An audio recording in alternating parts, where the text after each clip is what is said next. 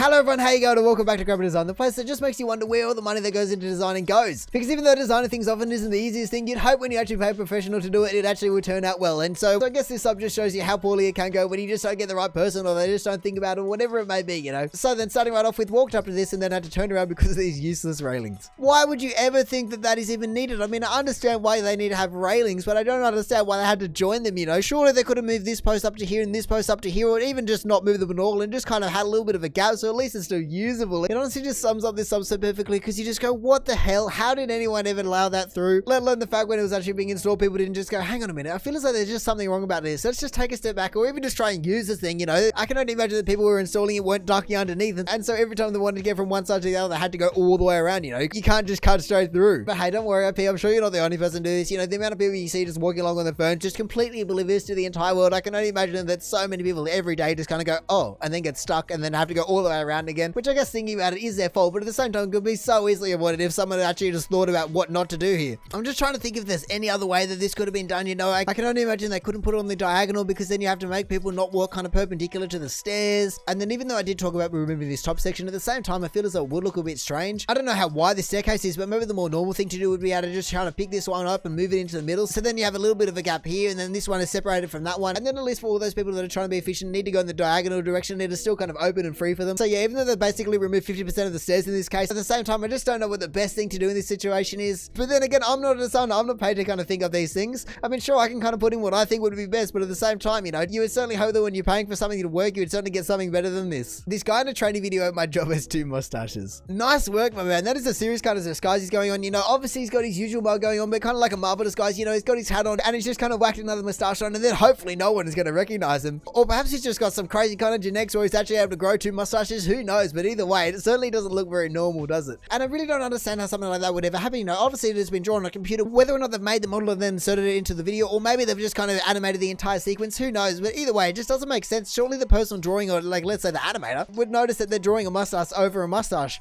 And I also find it funny because you've obviously noticed this immediately, going, what the hell's going on here? Oh, he's got 2 mustaches. That's a little bit strange. But really, considering it's a training video, the amount of eyes that this video would have had before it was actually released would have been ridiculous. So I reckon you've actually found the golden ticket videos, because there is no way that things like this generally get through. Now all I'm wondering about is what kind of training video this is, you know. Is it for retail? Is it for restaurants? Just what is the video about where this guy just has 2 mustaches? Because seeing as this guy's kind of accreditation and suited up, and this guy's just kind of in a plain white shirt, I feel as though this is the person you're meant to be, and this is some kind of customer or something that is in disguise, like I said. And hey, at least you know that you're going to be working for just a top tier organization. Regardless of what business sector you're actually in, at least you know that your organization only employs the very, very best. Or who knows, maybe this person is actually applying to be a spy, just like the guy in the video, and let's say the FBI or whoever you were working for is actually testing you on did you pick up that they had 2 mustaches or not. But hey, even though I don't understand how something like this would happen, at least it's not actually kind of impacting your life like some of these other ones do. Step 4, just go sit in some other chair. Ah, yes, the old transforming chair. You know, when you sit in it, it suddenly becomes another chair. You know, they can only afford it to be display pieces. As soon as it actually needs to be functioning and you need to be able to sit in it, it suddenly just turns into a kind of standard upright chair. But I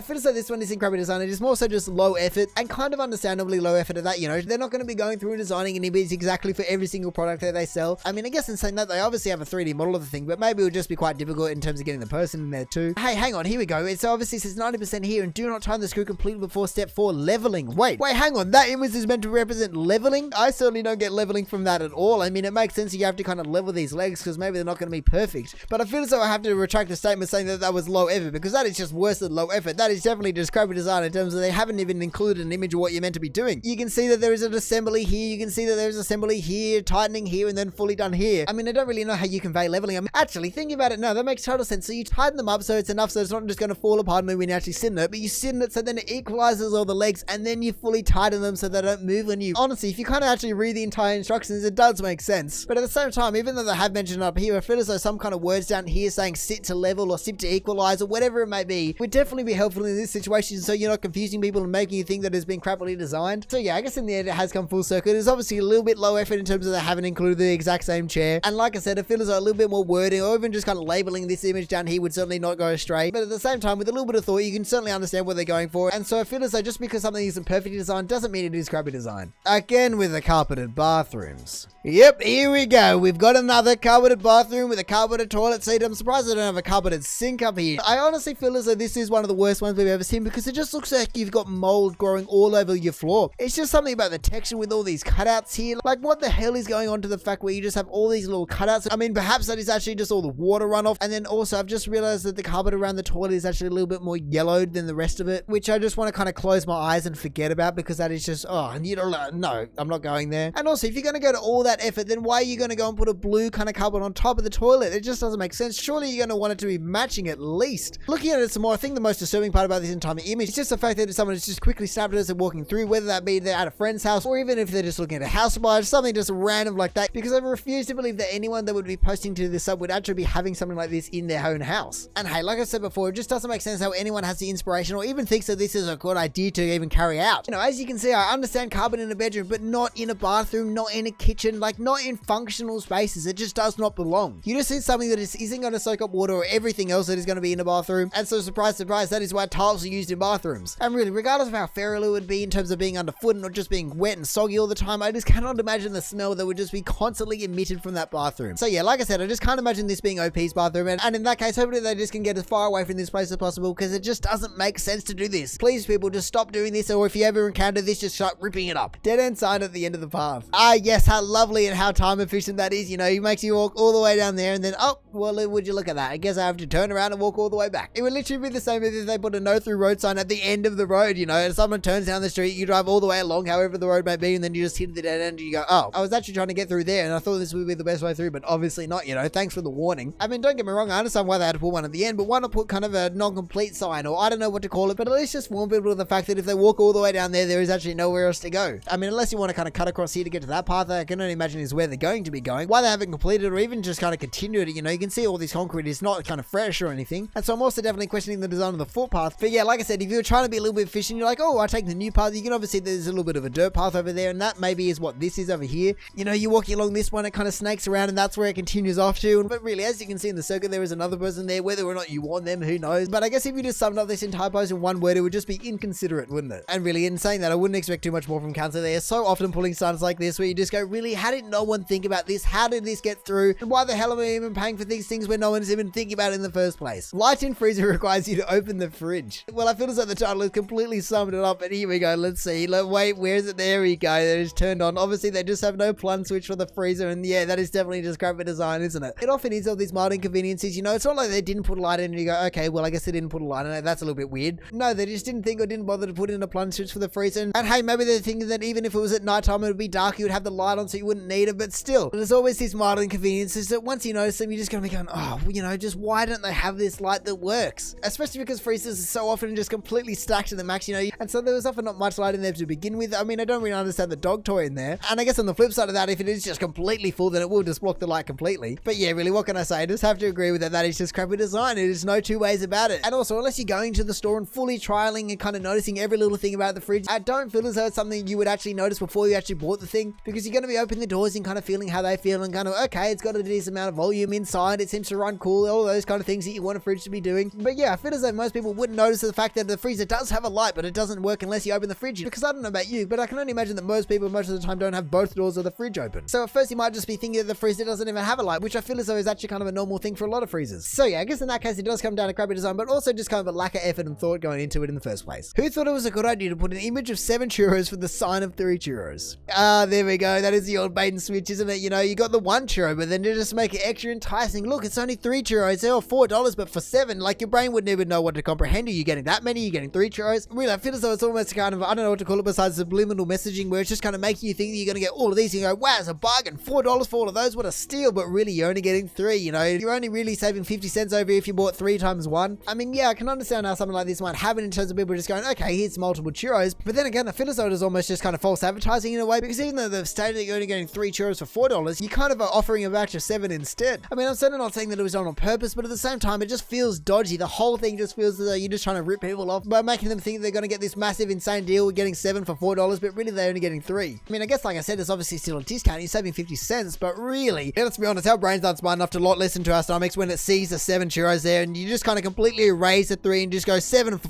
$4. That is an incredible deal. And hey, I guess this kind of marketing strategy works all over the world, you know, whether it's going to be fast food companies putting a massive amount of fries in kind of the small fries, where really when you actually order the thing, it is barely kind of topping out at all. Or the same could be said for ice creams or just any kind of food, you know. There are so many times where the package versus the plate is just ridiculously different. And so even though I'm sure with the big companies it's definitely on purpose, I never know with these kind of, I can only imagine smaller companies, if it was just kind of what they could get, you know, they went online, searched for multiple churros, and that's the ones they got? Or is it actually trying to do a little bit of a sneaky deal? Either way, there's definitely a very wide grey area about what is actually accidental and what is actually just straight out fraud. And so now finally at the top of the month for Krabby Design, we have origami kit where the paper has already been folded to fit in the box. Oh, that just ruins the entire point of the thing. Whoa, I'm actually getting a little bit of an optical illusion going on with those spirals, or I don't even, wait, well, not spirals, just those snake kind of patterns. I can't even look at it. If you look at one spot, the rest of them move. Jeez, it really is an entire kind of optical illusion. It's wigging me out. But yeah, I guess if I kind of divert my eyes away from that and look at the top one, you can certainly see that they've been folded to fit in the box, and that is just never going to work. You know, to be able to create this entire bird right here, you're never going to be able to get all these creases out to make it actually look good, regardless of the fact that I'm sure the creases are going to make it virtually impossible to get the folds exactly where you want them to be. I guess just once again, regardless of whether it's Krabby Design or low effort, I mean, it's always Krabby Design, but whether it's just low effort or just lack of thought or just people going after money because they don't want to have to include, you know, just massive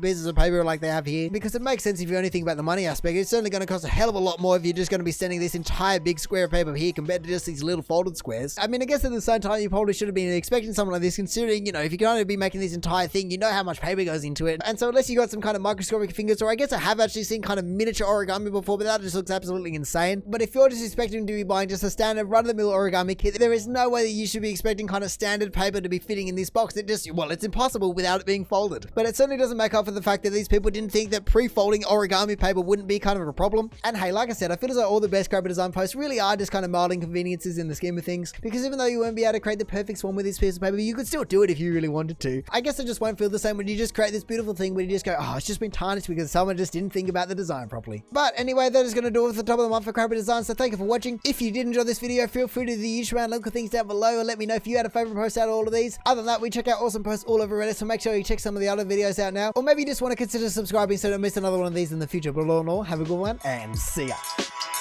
Thank